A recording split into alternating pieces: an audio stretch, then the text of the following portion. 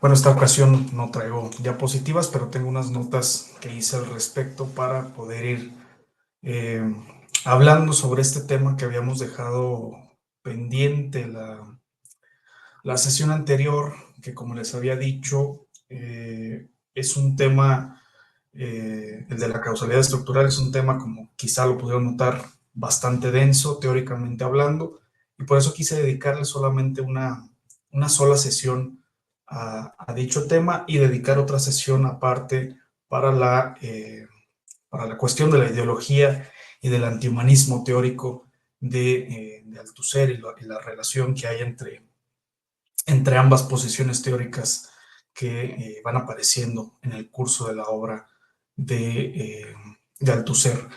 El caso de la ideología es uno de los temas principales de la obra de Althusser. Quizá es el tema más difundido de Althusser, es el tema por el que más se le suele conocer.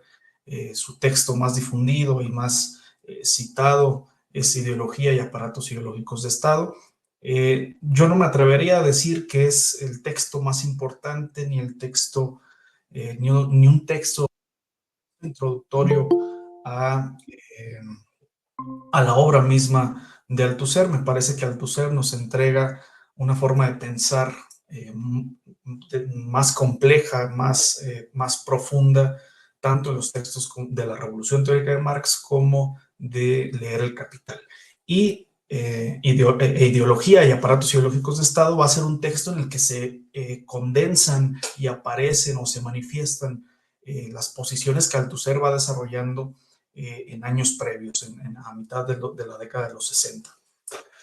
Y bueno, el tema de la ideología, solo para contextualizar, sabemos que es un concepto crucial en el marxismo, es un concepto que ya aparece en Marx, en la ideología alemana, es donde podemos encontrar esta crítica que hace Marx a los ideólogos alemanes. Les va a reprochar su alejamiento de la realidad, su olvido de las condiciones materiales, y va a definir ahí Marx, como seguramente ustedes sabrán, Marx define la ideología como una inversión de la realidad, una distorsión de las condiciones materiales de existencia, inversión que pone sobre el centro de la discusión ya no estas condiciones materiales, sino una pretendida conciencia independiente con sus ideas que flotan en el cielo, como va a sugerir Marx en algún momento. En lugar de prestar atención a las condiciones materiales, va a criticar Marx que estos jóvenes neo-hegelianos a los que se dirige no han hecho sino poner, o más bien hacer depender el curso de la historia de esta conciencia que se autodesarrolla, como ya lo habíamos criticado en la sesión pasada. En la ideología alemana también va a aparecer definida como un eco de la realidad, como una formación nebulosa del cerebro, como nos dice Marx, que distorsiona estas condiciones materiales. También va a ser definida por Marx como una fantasía o como una ilusión. La ideología también va a aparecer en Marx en este prefacio a la contribución de la crítica a la economía política, que es donde Marx define o más bien describe esta metáfora del edificio que está conformada por una base económica y una superestructura ideológico-política necesaria. Cada sociedad produce sus formas de conciencia y la ideología se va a cristalizar en 1867 en El Capital, en el primer libro. Ahí la ideología se va a concebir a partir del llamado y famoso fetichismo de la mercancía, que me parece uno de los temas también centrales que Marx introduce en El Capital. Recordemos brevemente que el fetichismo de la mercancía es esta atribución falsa de un carácter natural a la mercancía, como lo sería su carácter social. La mercancía se nos aparece como algo fantasmagórico, nos va a decir Marx, nos va a aparecer como si tuviera naturalmente un carácter social. Sin embargo, este carácter social proviene del trabajo humano. Lo que contiene la mercancía es valor, trabajo humano abstracto que se condensa en la mercancía, y es esto lo que se intercambia cuando las mercancías se ponen a circular en el mercado. Sin embargo, los sujetos no lo saben, pero lo hacen, como nos va a decir el propio Marx. Esta fórmula es la que condensa la operación de la ideología a la par de otra expresión que Marx utiliza, que define o que explica esta atribución falsa, que es la expresión de quid pro quo. Dice Marx que hay un quid pro quo en cómo, en el momento en que atribuimos este carácter social a la mercancía, olvidando que ese carácter social depende de toda una serie de relaciones sociales. Y bueno, el tema de la ideología en Althusser va a seguir esta línea de considerar la ideología como algo ilusorio. Sin embargo, hay que decir que Althusser va un poco más allá del propio Marx, propone algo novedoso que eh, no estaba propuesto por Marx. Era un vacío teórico que Althusser se encarga de tanto de señalar como de proponer una solución a este vacío como tal. El tema de la ideología, entonces, para Althusser va a ser una de sus preocupaciones teóricas al mismo nivel, podríamos decir, que el problema epistemológico de la teoría marxista, es decir, esto que abordamos en la segunda sesión sobre la práctica teórica, la ruptura epistemológica, el cambio de problemática, y también va a estar al mismo nivel que la preocupación por la especificidad de la teoría marxista, de esta definición teórica de la dialéctica materialista, definición que vimos en la tercera sesión, que vimos que la dialéctica materialista se caracteriza por su sobredeterminación, por su complejidad, por su causalidad estructural como tal. La ideología va a aparecer en diferentes lugares de la obra de Althusser. Va a aparecer de una forma muy temprana en algunos textos de la Revolución Teórica de Marx, como en el texto sobre el joven Marx. Ahí ya la ideología es considerada en sentido estricto, es decir, en sentido marxista, como una ilusión, como esta capa aplastante. Althusser nos va a decir ahí en ese texto que Marx nace en un campo ideológico preciso y que tiene que romper con esa capa aplastante ideológica que es la realidad ideológica alemana. Va a aparecer también el término en Filosofía y Ciencias Humanas de 1963, este texto que resulta importante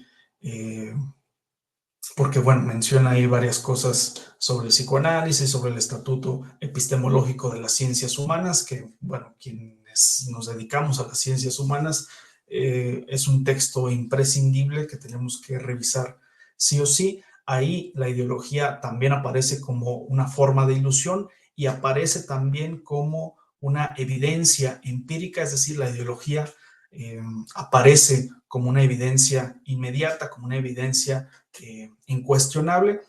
Y después, en 1966, en el texto Tres notas sobre la teoría de los discursos, ahí Althusser va a formular por primera vez el mecanismo de la ideología, que es la interpelación ideológica que va a aparecer, como ustedes vieron, en el texto de ideología y aparatos ideológicos de Estado. En las tres notas sobre la teoría de los discursos, Althusser ya nos habla de cómo la ideología asigna a los sujetos a sus lugares. Los sujetos son sujetos soportes de ciertas funciones, de ciertos papeles, y la ideología se va a encargar de asegurar esta función del sujeto. Sin embargo, antes de 1966, la primera vez que Althusser formula una teoría, un primer esbozo de una teoría de la ideología, es en el texto de Marxismo y Humanismo de 1964, este texto que sugerí también para esta sesión, contenido en la Revolución Teórica de Marx. Y allí ya Althusser ya define, ya propone una definición de la ideología. Esta es considerada como un sistema de representaciones, de ideas, de imágenes, que es necesario a toda sociedad. Es decir, la ideología tiene una función práctico-social de la cual no se puede prescindir en ninguna sociedad, sea esta sociedad de clases o sea una sociedad sin clases como la comunista, como nos va a decir eh, Althusser. Es decir, para que la sociedad funcione como sociedad, necesitamos, o más bien necesita tomar en cuenta su propia superestructura que la sobredetermina eh, a cada momento. Nos va a decir Althusser que la ideología forma parte de esta totalidad estructurada que habíamos revisado la sesión anterior y en tanto tal tiene su propio índice de eficacia, tiene su propio índice de determinación, afecta a los diferentes niveles y de alguna u otra manera la sociedad termina configurándose también como una sociedad ideológica, como una sociedad que está envuelta por esta atmósfera sin la cual no podemos respirar, como sugiere Althusser con su metáfora en marxismo y humanismo. Sin embargo, este sistema, aunque sea un sistema de ideas, de imágenes, de representaciones, nos va a decir Althusser que no depende ni se produce en la conciencia del sujeto, sino que este sistema se le impone, nos dice Althusser, desde el exterior. Es decir, se nos impone sin saber cómo se nos está imponiendo, se nos impone a través de un proceso que dice Althusser, de un proceso que se nos escapa completamente, un proceso del que no sabemos nada. Y en este sentido, esa conciencia del sujeto va a estar marcada por este sistema inconsciente de la ideología. Sin embargo, el sujeto va a experimentar y va a transitar la ideología como si fuera su propio mundo, como si estuviera experimentando lo real mismo, como si estuviera teniendo una conciencia de las cosas, su conciencia, sus representaciones, las ideas que tiene o la percepción de las cosas parecen pertenecerle, parecen provenir del sujeto mismo, de su propio interior y por lo tanto piensa que la ideología viene de sí mismo, como si proveniera del interior del sujeto mismo. Sin embargo, tanto la relación vivida y experiencial con lo real ya están impuestas desde el exterior. Es decir, la conciencia que tiene el sujeto, las representaciones que se hace del mundo, ya están impregnadas y atravesadas por el sistema ideológico definido cultural y socialmente. Es decir, ya en nuestra percepción de las cosas, en nuestra vivencia del mundo, se da siempre en y por la ideología. Es posible solamente por la ideología. Entonces, en toda relación vivida, en donde aparentemente estaría una conciencia libre, ya está en juego toda la ideología, ya está operando la ideología sin que nosotros lo sepamos. La conciencia que tenemos de las cosas, la conciencia que nos permite hacernos representaciones, ya es ideológica por naturaleza, es decir, ya está impregnada, ya está envuelta por la ideología. Por lo tanto, podemos decir que si la conciencia ya está incrustada en la ideología, si nuestras representaciones son siempre ideológicas, si nuestra experiencia con el mundo ya es una experiencia mediada por la ideología, entonces podemos decir que ya no hay aproximación directa con lo real, sino que hay una aproximación ilusoria, o como dice Althusser, una aproximación imaginaria. Y por eso Althusser nos va a decir que la ideología consiste en esta sobredeterminación de lo real por lo imaginario.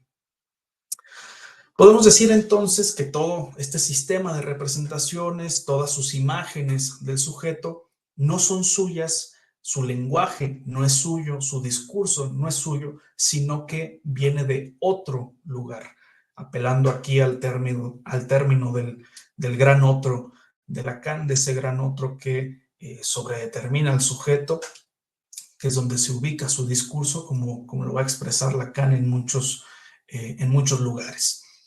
En ese sentido, también podemos decir que la conciencia del sujeto, conciencia ideológica por naturaleza, va a estar marcada por un no saber, por este atravesamiento de la ideología que opera sobre él y que lo determina constantemente. Es decir, la conciencia está basada o se sostiene sobre un desconocimiento en un doble sentido. Desconoce de dónde vienen sus representaciones, desde dónde se están produciendo, y desconoce también sus condiciones reales de existencia, porque lo que hace relacionarse con esas condiciones es la ideología. No hay una relación directa. Había mencionado el término imaginario, y esto lo voy a mencionar a manera de paréntesis. Este término debe ser entendido en su vínculo con la propuesta psicoanalítica de Lacan. Lo imaginario es un registro de la experiencia humana, uno de los 3 registros de la experiencia humana, como nos va a mostrar Lacan a lo largo de su enseñanza. Los otros 2 registros es lo simbólico y lo real. En Lacan, lo imaginario, para quienes no estén familiarizados con Lacan, para recordar un poco, lo imaginario se formula a partir de esta teoría del estadio del espejo, de este reconocimiento que tiene el bebé de su imagen en el espejo. El espejo le devuelve al niño una imagen unificada, una imagen completa que le permite al niño identificarse. Es decir, el niño termina por identificarse con esta imagen completa, ignorando que al niño lo atraviesa una fragmentación constitutiva, una fragmentación orgánica constitutiva. Sin embargo, al identificarse con esta imagen que aparece en el espejo, esta imagen ilusoria, le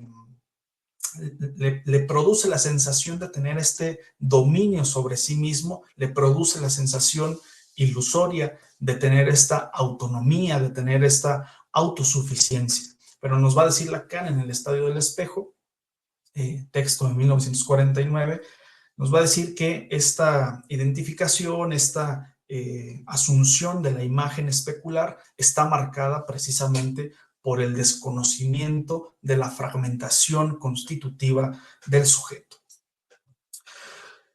Habíamos dicho que la ideología tiene una función específica en la sociedad, esta función práctico-social que Althusser menciona en Marxismo y Humanismo, y esta función va a ser la que Althusser va a desarrollar y va a complejizar en el texto de Ideología y aparatos ideológicos de Estado.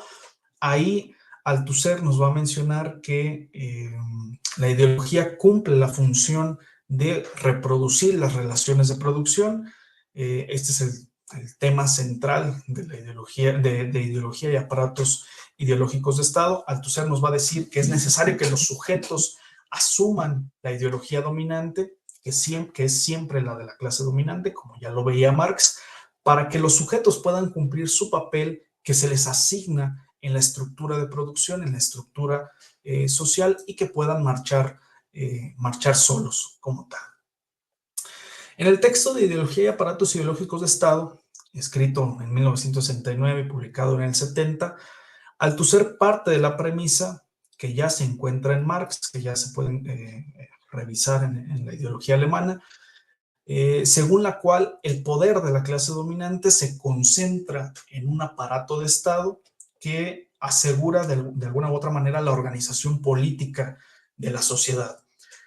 Sin embargo, el aparato de Estado, nos va a decir Althusser, consta de 2 momentos o está dividido en 2 partes. Por un lado vamos a encontrar el aparato represivo que consiste en este conjunto de leyes. Vamos a encontrar el ejército y también el gobierno que prohíben y dan órdenes para mantener esta organización política como tal. Nos va a decir Althusser que esta parte del aparato de Estado, este aparato represivo, funciona directamente con violencia, sea con violencia física o sea con esta violencia política, con esta represión política propiamente dicha. Sin embargo, Althusser va a agregar, y esto es el aporte original de Althusser a la teoría del Estado en el marxismo, es que el aparato de Estado también consta de múltiples aparatos ideológicos en las que la ideología dominante está operando. Cada uno de estos aparatos ideológicos posee su propia lógica específica, posee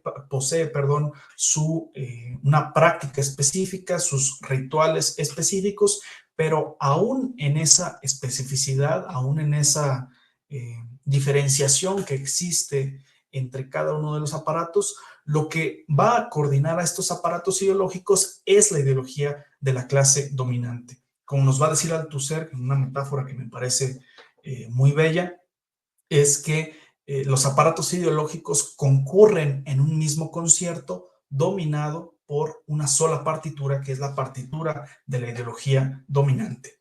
La ideología dominante sobredetermina a cada uno de los aparatos ideológicos, está presente y se manifiesta en cada uno de los aparatos ideológicos diferentes, como nos había mencionado Althusser. Hay muchos aparatos como el escolar, el familiar, el religioso, el cultural, el de información, etcétera, etcétera, y en cada uno de ellos se está manifestando, se está presentando de forma inmanente la ideología dominante. Pero, como sabemos, la sobredeterminación no quiere decir una determinación unívoca, sino que también los aparatos ideológicos ejercen su propia sobredeterminación sobre la ideología dominante. Los aparatos ideológicos transforman a partir de su propia ideología, transforman a la ideología dominante, la hacen revestir otras formas, la hacen aparecer a través de diferentes modos, le dan un modo de expresarse distinto, de modo que los aparatos ideológicos se nos aparecen como presentando otra cosa que no es la ideología dominante, y sin embargo, en esta no presencia de la ideología dominante, ella sigue produciendo sus propios efectos y ella sigue siendo condición de posibilidad de la ideología de cada aparato ideológico. Ahora bien, estos aparatos ideológicos, en vez de funcionar con la represión, en vez de funcionar con prohibiciones, con órdenes para mantener cierto estado político de las cosas, los aparatos ideológicos producen, o el producto de los aparatos ideológicos es un sujeto concreto, un sujeto específico dotado de ciertas cualidades necesarias para reproducir el orden social existente. Podemos decir que el orden social existente se da su propio sujeto a través de sus propios aparatos ideológicos. Lo que hay entonces es un efecto de subjetivación, hay una producción de subjetividad. Ahora, quiero hacer un paréntesis nada más para comentar que esta multiplicidad de los aparatos ideológicos,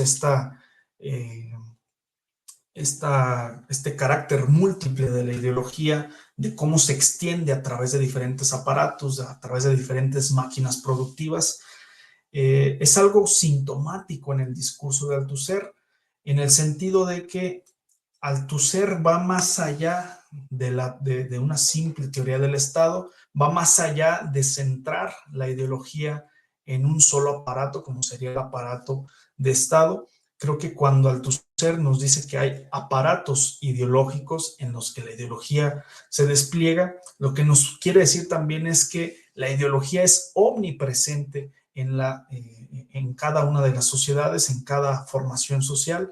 La ideología se despliega a través de múltiples prácticas a lo largo de la estructura social, impidiendo cernirla en un solo centro, como lo sería el propio Estado. A mi parecer, creo que el hecho de que parta Althusser del Estado tiene que ver con su militancia marxista, su militancia política en el marxismo, y sin embargo va más allá incluso del marxismo como tal. Y con esto también, con esta multiplicidad de los aparatos ideológicos, o más bien con la multiplicidad de formas que cobra la ideología, se adelanta por mucho incluso a Deleuze en su conceptualización de las sociedades de control, que, como sabemos, en esta conceptualización que hace Deleuze, el control se ejerce a través de diferentes medios y ya no solamente a través de instituciones. El control tiene un carácter autodeformante, nos va a decir Deleuze, es decir, una variabilidad que se extiende en cada rincón, como sucedería con la propia ideología. Hay tres ideas fundamentales sobre la ideología en Althusser de 1970, en el texto de 1970, que son las que vamos a abordar ahora. La primera de ellas es que la ideología lo que representa es la relación imaginaria de los sujetos con sus condiciones reales. Esta tesis la recupera de marxismo y humanismo, la trae otra vez aquí a la discusión. La ideología nos conduce a lo imaginario, a lo ilusorio, a lo engañoso, y esto no quiere decir que sea algo peyorativo, que sea algo negativo, sino que es constitutivo de la realidad humana. No podemos prescindir de la ideología, no podemos prescindir de este imaginario, al igual que en Lacan. En Lacan no podemos prescindir del carácter imaginario del sujeto, sino que forma parte esencial de la realidad humana. Ahora bien, la pregunta crucial que se hace Althusser en torno a la relación imaginaria es: ¿por qué esta relación es imaginaria? ¿Qué naturaleza tiene ese imaginario? ¿Por qué las cosas se nos presentan de manera engañosa o de manera ilusoria? Bueno, esto lo vamos a contestar en un momento. La segunda idea principal, o una de las ideas, la segunda idea fundamental del texto de Althusser, es que la ideología tiene una existencia material, una existencia que se despliega a través de diferentes modalidades de materialidad, como nos va a decir Althusser. Es decir, la ideología ya no existe en una cabeza, ya no existe en una conciencia, no tiene lugar en en la mente de los sujetos, sino que tienen lugar a través de diferentes prácticas establecidas en los aparatos ideológicos, prácticas que son reguladas por rituales, nos va a decir Althusser, rituales propiamente definidos por cada uno de los aparatos ideológicos, y la ideología en sus diferentes modalidades de materialidad va a cobrar diferentes formas. Podemos encontrarla en forma de discurso, de gestos, de ademanes, como nos va a decir el propio Althusser. Ahora, para responder la pregunta que habíamos planteado hace un momento sobre el carácter imaginario de la relación con nuestras condiciones reales, es decir, de por qué esta relación es imaginaria, yo hago la conjetura, no sé si esté bien, pero es una conjetura que se las quiero compartir, es que este carácter imaginario procede de las propias prácticas materiales en las que se encuentra el sujeto. Es decir, las prácticas materiales es lo que confieren el carácter imaginario a la relación que tiene el sujeto con el mundo. Y esto porque el sujeto termina relacionándose con el mundo a través de las prácticas que le van enseñando en los diferentes aparatos ideológicos de Estado. Es decir, las prácticas ideológicas, estos actos, estos rituales, esta insistencia de la práctica sobre los sujetos, es lo que termina por crear esta barrera entre lo real y el sujeto. Es decir, las prácticas están mediando siempre esta relación con el mundo. En las prácticas se le enseña al sujeto a relacionarse de una u otra manera con el mundo en tanto tal. Es decir, el sujeto, en el caso del modo de producción capitalista, estas prácticas dominantes de la ideología, más bien, estas prácticas dominantes no le dicen al sujeto o no le hacen ver al sujeto que está tratando con una realidad de explotación, sino que configuran de una u otra manera la realidad en otro sentido, en un sentido que apunta hacia la reproducción de las relaciones de producción, como nos va a decir Althusser. Y la tercera idea fundamental es que la ideología, en este carácter material, interpela a los sujetos como sujetos concretos, que esta es el mecanismo propio de la ideología, la interpelación, es decir, la interpelación eh, es un llamado que la ideología hace a los sujetos para reclutarlos, para enrolarlos en las filas de las relaciones de producción existente.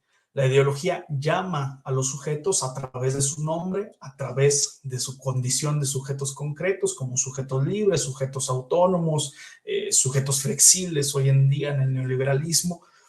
Sin embargo, debemos ver y prestar atención en el hecho de que este llamado equivale en un mismo movimiento, es decir, en el momento en que se nos llama, en el momento en que se nos interpela, ya está procediendo una sujeción al sistema.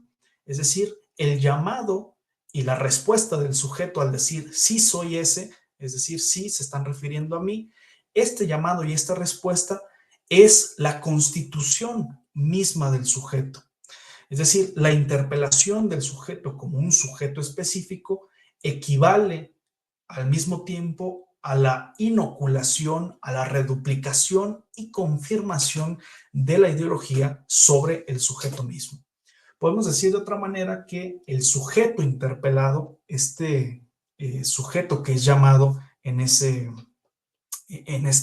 interpelación, funciona como un espejo de la ideología que lo está interpelando. Es decir, la ideología termina por reflejarse sobre estos sujetos que se convierten en imágenes especulares de esta ideología. Es decir, el contenido de la interpelación, el contenido del llamado, termina por vertirse sobre el sujeto y el sujeto queda, por lo tanto, en condición de sujetado a la ideología, no solo como sujeto con subjetividad, con una subjetividad libre, con una subjetividad autónoma, sino sujeto en el sentido de que eh, ha sido sometido a un proceso de sujeción constante a través de las prácticas. Este mecanismo de interpelación material de la ideología, esta proyección de la ideología sobre los sujetos interpelados, sobre estos individuos que son interpelados como sujetos, es el proceso inconsciente que Althusser ya señalaba en Marxismo y Humanismo. Este proceso de interpelación es el que se les escapa completamente y se nos escapa completamente a los sujetos. Todos estamos inmersos en esta interpelación constante de la cual no tenemos ninguna idea, sino a través del trabajo teórico. Es decir, para poder conocer la interpelación ideológica hay que realizar un trabajo teórico, como en el caso de la causalidad estructural, como lo habíamos visto en la sesión anterior. Ya casi vamos a terminar. Solo quiero señalar primero algunos efectos de la interpelación ideológica. Primero, que la ideología, a través de esta interpelación constante por medio de las prácticas materiales, va imponiendo sus propias evidencias inmediatas que el sujeto tiene que reconocer como evidentes, valga la redundancia. Son evidencias que no pueden ser cuestionadas, son evidencias que se imponen de manera repetitiva por las prácticas que de alguna u otra manera el sujeto va a aceptarlas sin mayor problema. Es decir, va a reconocerlas y va a admitirlas como ciertas sin ninguna reticencia. Y el segundo efecto es que este reconocimiento, esta aceptación de las evidencias, esta identificación de las evidencias impuestas por las prácticas ideológicas, por las prácticas de la ideología, tiene como condición de posibilidad un desconocimiento. Cuando el sujeto reconoce ciertas evidencias, lo que está sucediendo también es que está desconociendo las condiciones reales que quedan ocultas por estas prácticas sociales, y al mismo tiempo está desconociendo que se le está interpelando desde la ideología, se le está interpelando desde una posición ideológica.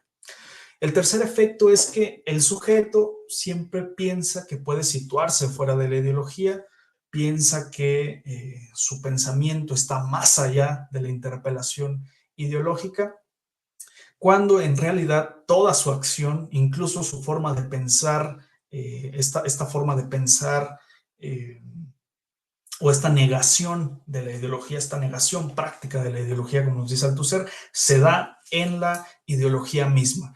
Y podemos pensar en el ejemplo de estos discursos de derecha que pretenden atacar a la llamada ideología de género, lo que ellos consideran como ideología de género. Ellos piensan que se sitúan en un fuera de la ideología, ellos pretenden situarse en una especie de cientificismo exterior a toda ideología, cuando en realidad lo que hacen es, en su discurso conservador, en su discurso violento, lo único que hacen es revelar que están bien metidos en la ideología. Lo que revelan es que están sujetos, son sujetos sujetados a la ideología patriarcal, a la ideología machista, etcétera, etcétera. Es decir, no hay una fuera de la ideología, no hay una fuera de la ficción como tal. Estamos estructurados por la ficción misma, como ya sugeriría el propio Lacan, y que Althusser también va a seguirlo en esta, o va a proponer también esta idea a su modo. Y ya por último quiero hacer dos precisiones en torno a la ideología.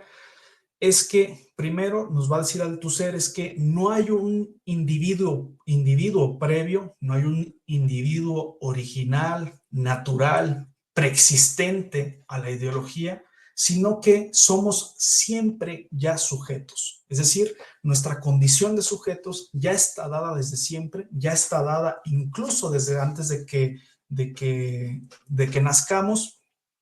Ya la ideología ya está operando. ¿Por qué? Porque la ideología es omnipresente, la ideología está desplegándose a través de todas las prácticas, la ideología precede y preside el nacimiento de todo sujeto. Es decir, no hay un momento previo en el que exista un individuo y luego viene la interpelación y luego después de la interpelación viene el sujeto ideológico. Como dice Althusser más bien, es que la existencia de la ideología y la interpelación son la misma cosa, suceden al mismo tiempo. La existencia de la ideología en sus prácticas ya implica una interpelación, o dicho de otra manera, la ideología es ya interpelación como tal. La ideología interpela desde siempre y en todo momento. Y por último, en segundo lugar, es que si estamos sujetados a la ideología, si la ideología es un sistema de representaciones sociales que nos interpelan, entonces se suprime cualquier intento de hacer del sujeto el centro de todas las determinaciones, es decir, hay un descentramiento del sujeto, como ya lo sugería Althusser con respecto a Marx y con respecto a Freud, y también al mismo tiempo nos impide pensar o establecer una pretendida esencia o naturaleza humana, inmutable o invariable. Es decir, no podemos partir del humano porque vamos a comenzar a asignarle ciertas características pretendidamente esenciales, y sin embargo vamos a ver que esta pretendida esencia siempre va a ser localizada en la estructura, va a ser localizada a partir de la comprensión de la ideología dominante en un momento determinado, y por lo tanto, para conocer al sujeto verdaderamente, este verdadero sujeto, nos va a decir Althusser en El Capital, la condición de posibilidad para conocerlo es situarnos o situar nuestro trabajo teórico en la estructura y en la estructura ideológica como tal. Es decir, para conocer al sujeto, para conocer el interior del sujeto, hay que partir del exterior que lo sobredetermina como tal. Y esta sobredeterminación estructural, esta asignación que el sujeto padece en la estructura y de la cual no puede zafarse tan sencillamente y que de alguna manera también está involucrado en el sistema de la ideología, esta sobredeterminación compleja es lo que caracterizaría el antihumanismo teórico de Marx y también podemos decir el antihumanismo teórico de Althusser, que se va a articular sobre todo con el antipsicologismo de Lacan, que vamos a ver en la próxima sesión y en la última sesión.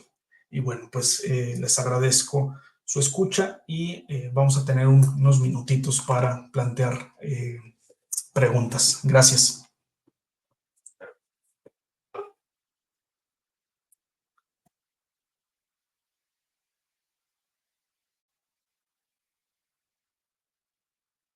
Si alguien tiene alguna pregunta o comentario también de la sesión anterior, uno o dos comentarios, y también escuchar una o dos preguntas de esta sesión. Les había comentado, tengo que retirarme en un momento, pero quisiera escucharlos antes. Sí, Carlos, adelante. Sí, bueno, tengo una pregunta sobre la sobredeterminación. Bueno, en la clase pasada se hablaba de que cada nivel de la estructura es como un significante. No sé si eso lo entendí un poco diferente, pero sí, sí, creo que, o bueno, es lo que entendí, de que cada nivel de la estructura puede ser vista desde Lacan como un significante que determina, o bueno, sobredetermina cada contradicción en la realidad o en nuestra vida cotidiana. Eh, También me surgió la duda de si, bueno, un tema que he estado leyendo es el de la mexicanidad y la ideología nacional mexicana. También si esta cuestión de la mexicanidad podría ser vista como un aparato ideológico del Estado o sería algo diferente. Pues esas son todas mis dudas.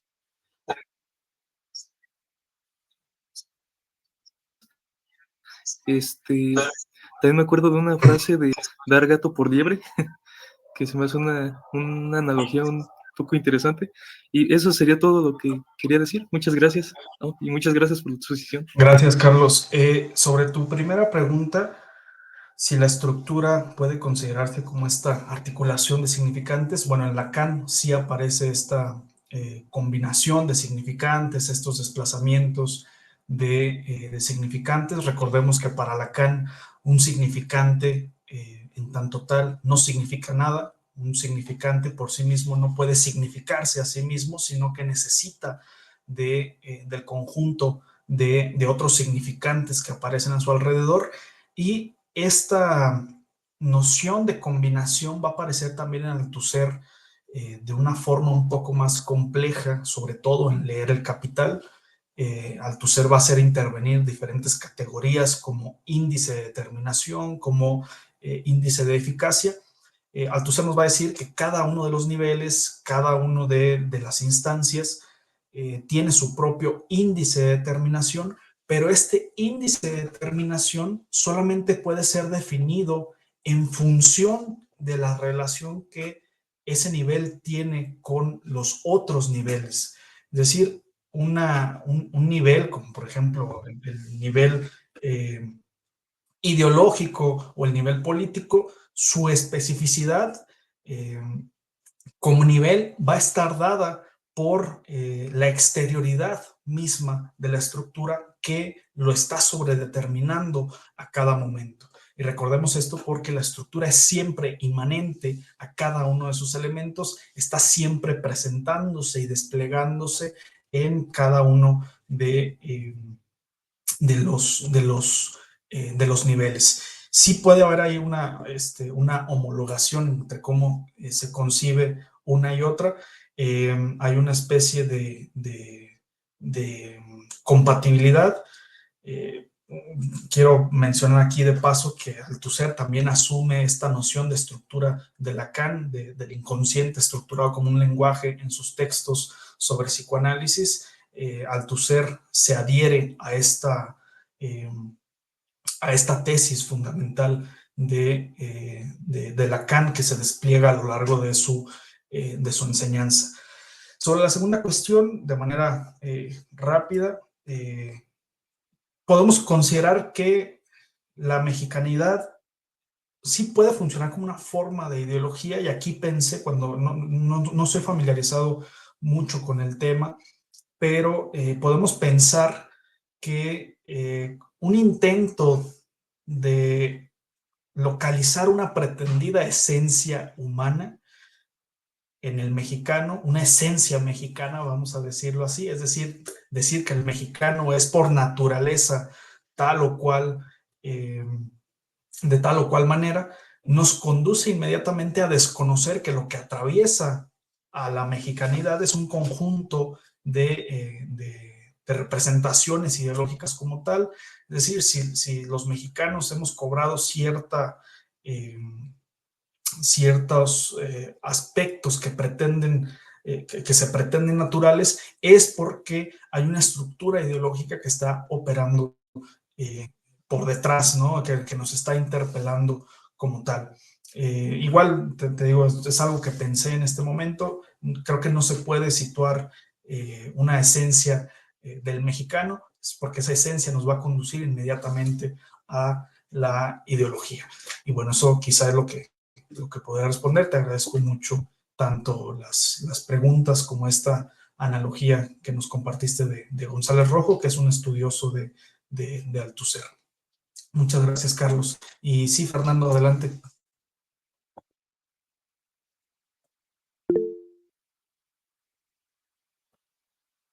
No te estás escuchando, Fer.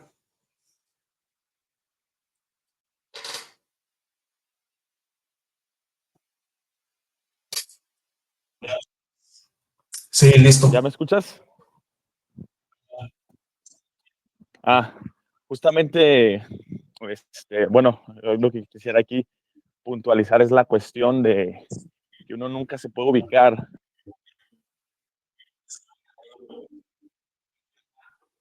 fuera de la ideología, ¿no?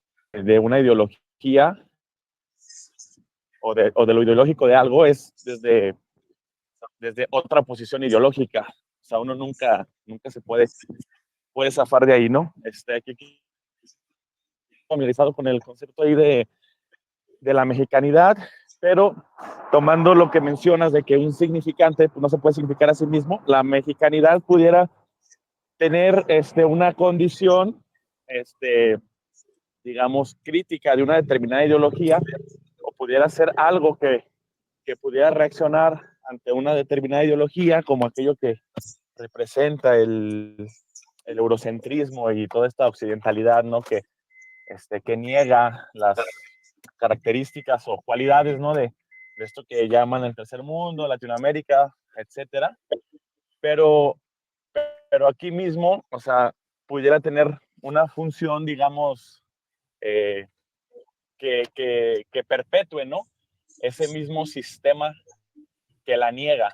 O sea, sería como algo contradictorio y decías, ok, eso pudiera en determinada posición ser algo crítico, ser algo subversivo, por los determinantes con los cuales se relaciona, que la estarán determinando, y en otro momento ser parte del mismo sistema que perpetúa, ¿no? Digamos, la discriminación y, la, y otra serie de elementos, ¿no? Entonces, yo creo que aquí también, además de que las cuestiones están sobredeterminadas, pudiéramos, yo creo, hablar de una multiefectividad de algo, o sea que las mismas cuestiones siempre van a tener efectos, aparte de que están sobredeterminadas, también existe ahí una efectividad, ¿no? Que cobrará sentido en cuanto a la relación de otros elementos,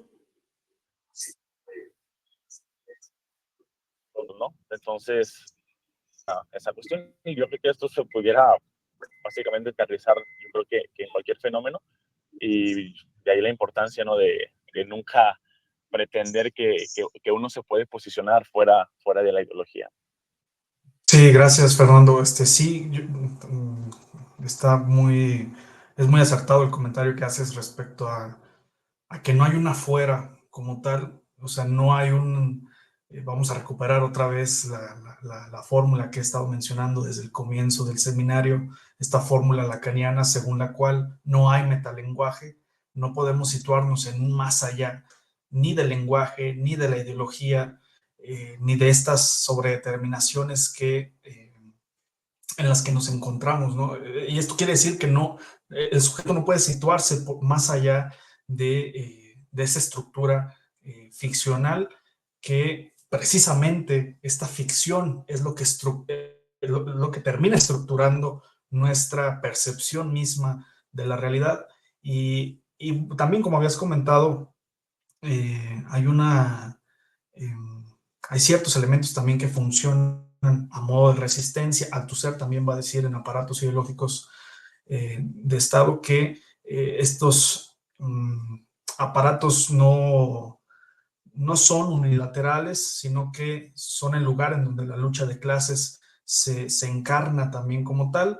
Y de alguna manera esta lucha dentro de cada aparato ideológico es tanto para asegurar la reproducción de las relaciones de producción, como para zafarse de alguna u otra manera. Es decir, que también podemos luchar desde la ideología, podemos luchar desde otras posiciones ideológicas. Y aquí con esto Althusser también a lo que nos invita es que no todo se resuelve inmediatamente, o más bien no todo puede resolverse con la ciencia, ¿no? Que es precisamente con algo eh, que Althusser, o más bien que se le ha reprochado a Althusser constantemente, ¿no? Su cientificismo o su teoricismo como tal. Pero sí, estoy de acuerdo contigo en que no se puede situar uno, ni siquiera en una lucha de resistencia, no se puede situar uno por fuera de la ideología. Muchas gracias, Fernando. Sí, Carlos, adelante. Vamos. Sí, quisiera ya aportar, perdón. Sí, adelante, Fernando.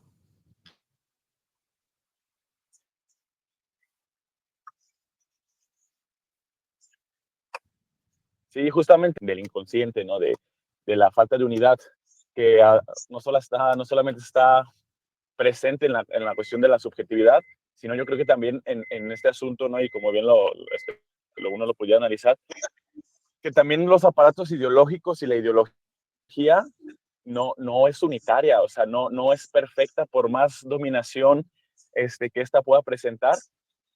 Siempre lo real irrumpe, ¿no? La inconsistencia, y yo creo que también pudiera uno notar situaciones, ahorita no vamos a hacer análisis por el tiempo, pero donde yo pienso que la ideología se puede versar sobre sí misma, ¿no? Y producir un efecto que dé cuenta de su propia inconsistencia a través de sus mismas prácticas, ¿no? Igual que con el sujeto, ¿no? Una equiparación aquí de la neurosis y del síntoma. Entonces también uno de pronto habla, ¿no? de esta aparente perfección, pudiera parecer, ¿no? Al hablar de tanta dominación y tantas cosas contra las cuales hay que luchar, pero creo que también es justamente ahí en esos vacíos que puede presentar donde uno puede justamente dar cuenta, ¿no? de lo inconsistente que también son los aparatos ideológicos. Y asimismo, yo creo que también esas mismas ideologías con las cuales uno, o prácticas teóricas con las cuales uno puede dar cuenta de ideología, también pueden tener ese efecto, digamos que como contrario, ¿no? O sea, porque igual también van a presentar siempre esta característica de inconsistencia, ¿no? Por eso igual pues la importancia de estar en constante diálogo. Sí, Fernando, muchas gracias. Y sí, nada más añadiendo a lo que comentabas, sí, o sea, la ideología tiene sus propias fallas, ¿no? Siempre introduce este elemento sintomático en el que irrumpe lo real, y no en el sentido lacaniano, sino también en el sentido altuseriano, lo real de la historia, lo real de la política, recordando aquí esta pregunta que había hecho Lucía en la segunda sesión sobre el estatuto de lo real en Lacan, en Althusser. Hay siempre algo que termina por contradecir estas ilusiones de la ideología, que termina por mostrar su inconsistencia constitutiva como tal, ¿no? Pero bueno, es un tema que sí da para mucho, es algo que Zizek también ha abordado en torno a Marx, cómo Marx descubre la noción del síntoma, se adelanta por mucho a Freud, esta falla en el saber, como la define el propio Lacan. Pero muchas gracias, Fernando. Carlos, y un comentario más, además de Carlos, para ir cerrando la sesión. Adelante, Carlos. ¿Qué tal, Luis Pablo? Buenos días. Creo que ya se adelantaron un poquito, tanto tú como Fernando, a la cuestión que quería como polemizar, en tanto pensando al psicoanálisis en su vertiente, particularmente freudiana y lacaniana, y también, digamos, este marxismo althuseriano, pues qué lugar representaría, ¿no? Justamente respecto a la totalidad simbólica, pensando puramente el psicoanálisis y una teoría althuseriana que de alguna manera son capaces de lucubrar, de pensar la ideología en sus propios términos y sin embargo también generar como procesos de ruptura, ¿no? O sea, porque si justamente nosotros estamos pensando en una lógica muy ceñida, que no hay metalenguaje, ¿cómo es posible que nosotros podamos también mantener como esa relación que estaban hablando ustedes, ¿no? De a la vez fungir como síntoma de inconsistencia, de ruptura, y que a su vez produce un desfase, ¿no? En esa reproducción de las prácticas, de las relaciones de producción. Entonces, como que me interesaba mucho como entender, por ejemplo, tu punto de vista, ¿no? O sea, ¿qué lugar? Porque no podríamos hablar como que es un lugar privilegiado propiamente de la crítica, ¿no? Pareciera que efectivamente se trataría como de algo sintomático en su misma calidad de intentar totalizar, digamos, este mundo simbólico, este mundo material, pero al no lograrlo, pues surgieran muy interesante, o sea, en ese sentido de cómo la misma consigo, ¿no? Lo que ya hablamos también en otras sesiones de la contradicción, o sea, ya tiene consigo misma la contradicción. La cuestión es cómo nosotros podemos articularla de tal manera que pues también produzca su propia efectividad, ¿no? No sé si en esos términos también sería prudente o pertinente pensarlo como ideologías rivales, ideologías adversarias o otra forma de oponer la misma ideología, por ejemplo, capitalista. No sé cómo tú verías esa parte. Gracias, Carlos. Sí, es un planteamiento muy, muy interesante e importante el que haces. Me parece que, en primer lugar, sí, que el psicoanálisis y el marxismo althuseriano, bueno, el psicoanálisis lacaniano y freudiano,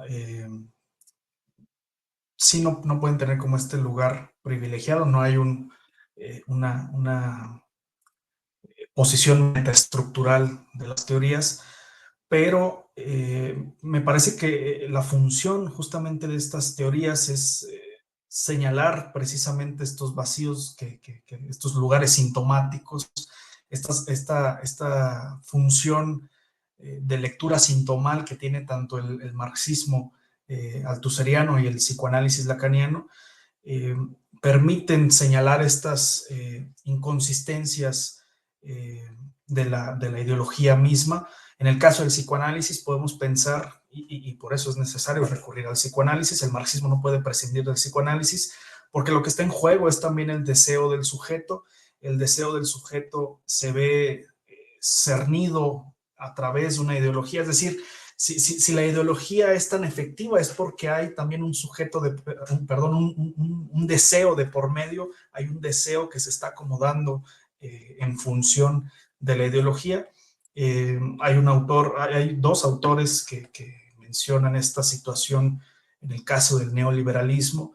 El neoliberalismo se ha apropiado tanto de los sujetos que el gobierno neoliberal resulta ser un gobierno marcado por el deseo del otro, nos van a decir, ¿no? Y es precisamente la función del psicoanálisis señalar la condición de sujetos deseantes que tenemos, de esta esencia metonímica, si así lo queremos ver, del deseo, que no puede fijarse como tal, y cualquier intento de fijarlo, cualquier intento de limitarlo, es precisamente un efecto ideológico, es un intento por dominar por dominar el acontecimiento, como ya decía el propio Michel Foucault. Las estructuras pretenden dominar esta dimensión acontecimental que nos atraviesa como sujetos. Mark Fisher también menciona esta cuestión. Para poder combatir al capitalismo desde dentro del capitalismo, necesitamos señalar estos puntos sintomáticos, estos puntos en los que hay contradicciones en la estructura misma.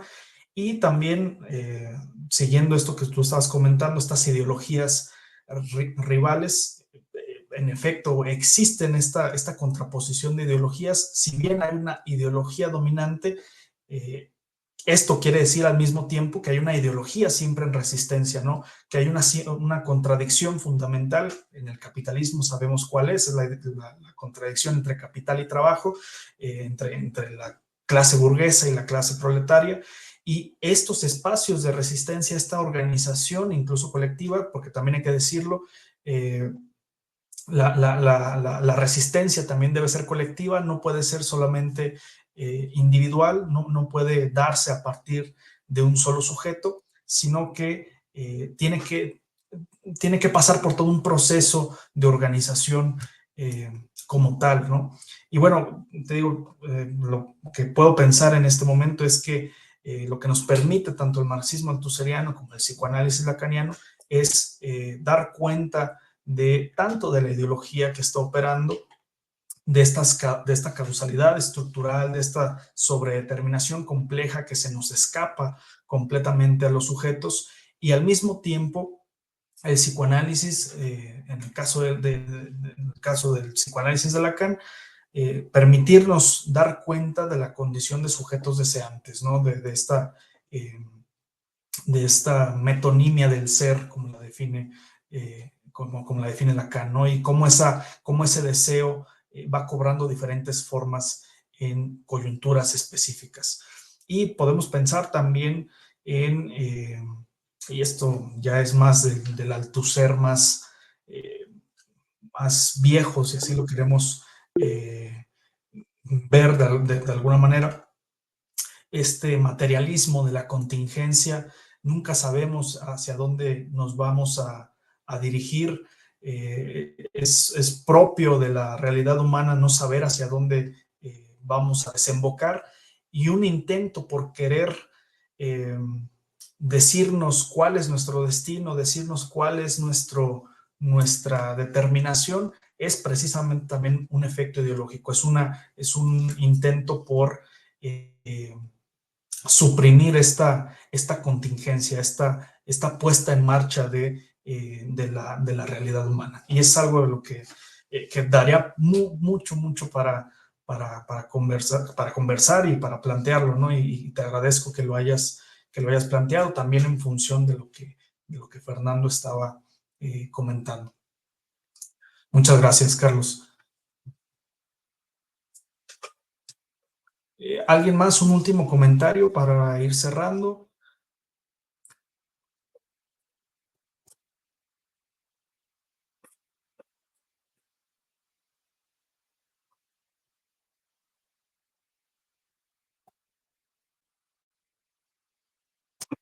Bueno, igual si tienen alguna Adelante, Andrés.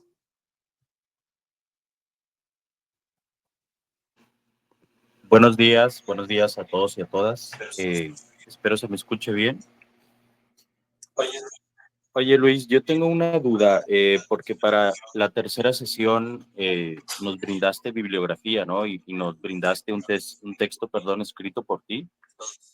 Entonces, en el abstract o en el resumen, digo, te voy a citar porque me quedó la duda en una parte, ¿no? Es muy cortito lo que voy a citar, déjame lo leo.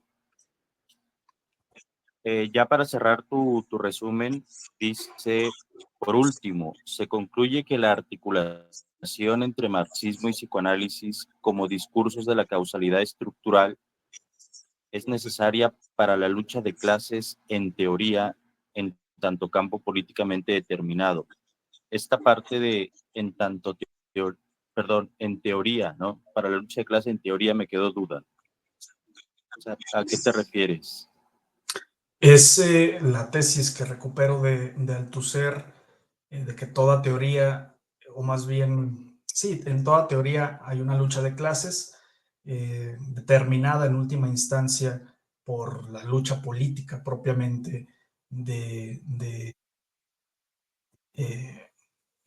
la lucha política de clases en la realidad. Digo, no quiere decir que la teoría esté por fuera de la realidad, pero al invocar esta lucha de clases en teoría, me refiero a que estos discursos de la causalidad estructural, como los define Jacques Alain Miller, nos permiten situarnos en contraposición de otras posiciones teóricas, como la psicología, que es la que critico en ese texto, como el humanismo que critica Althusser o el antipsicologismo de Althusser. Son estas posiciones que se encuentran en una especie de lucha teórica que en última instancia representan la lucha de clases en teoría. Esta tesis althusseriana va a aparecer si no mal recuerdo, antes de los 70s, ya aparecen sus elementos de autocrítica, ya aparece también en Lenin y la filosofía, que creo que es del 68 o del 67, pero me estaba refiriendo a eh, a esta noción que tiene Althusser, y para enfatizar que las posiciones teóricas de lo que alguien escribe, de lo que alguien produce, está siempre enmarcada en este combate ideológico, en este combate teórico, como en el caso del propio Althusser. Su combate teórico fue contra ciertas posiciones burguesas dentro del marxismo, como él lo va a señalar. En el caso de Lacan, que pongo estos dos ejemplos porque son los dos autores que he estado mencionando, el caso de Lacan fue un combate teórico con el psicoanálisis norteamericano y con la psicología y con otras formas de filosofía, ¿no? A eso me estaba refiriendo en el abstract, Andrés.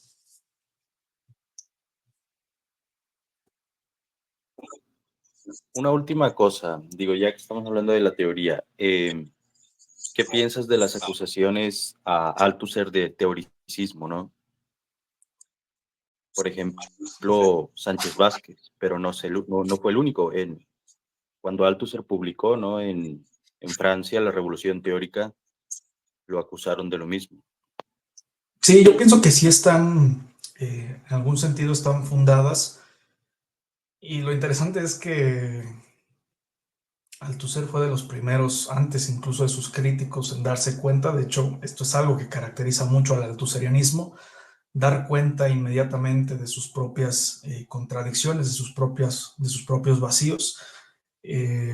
También Edward Thompson lo va a criticar, John Lewis también lo va a criticar por teoricista.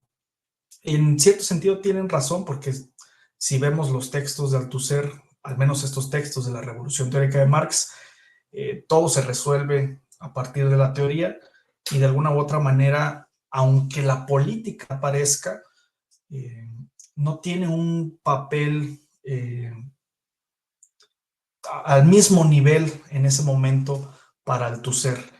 Pero bueno, las nuevas las nuevas lecturas que se están haciendo en torno al Althusser, los nuevos estudiosos de la obra de Althusser, nos permiten ver que la política está siempre operando en los planteamientos althuserianos, que no se puede prescindir de la coyuntura política en la que tiene lugar un pensamiento, pero en general yo pienso que tienen sentido las críticas. En algunos siento que hay que leer mejor Althusser para ver que esta relación entre teoría y política es siempre compleja, es siempre sobredeterminada, que Althusser no está pensando solamente en términos unilaterales, aunque varias de sus tesis, como por ejemplo el definir la dialéctica marxista como teoría de la práctica teórica, ese tipo de tesis pues sí lo conducen inmediatamente al teoricismo. Y bueno, esto es algo que Althusser va a abordar mucho en sus elementos de autocrítica, va a señalar por qué desembocó en el teoricismo. Una de las razones teoricistas es que nos va a decir Althusser, redujo la ruptura epistemológica, más bien redujo la ruptura de Marx a una simple ruptura epistemológica, cuando en verdad se trataba de una ruptura política con toda la ideología burguesa, ¿no?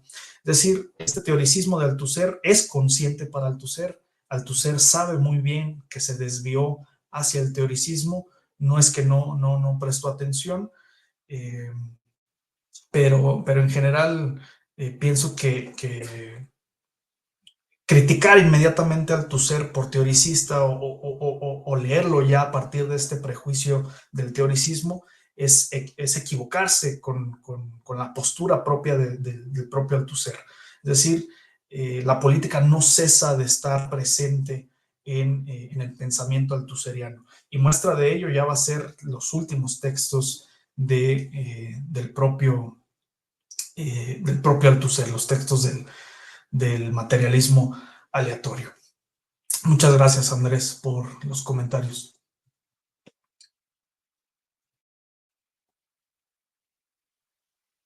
Bueno, ya para ir cerrando, bueno, les agradezco a todos y a todas su presencia y sus comentarios también, muy importantes. Igual, si tienen alguna otra pregunta que haya quedado pendiente, me pueden escribir al correo.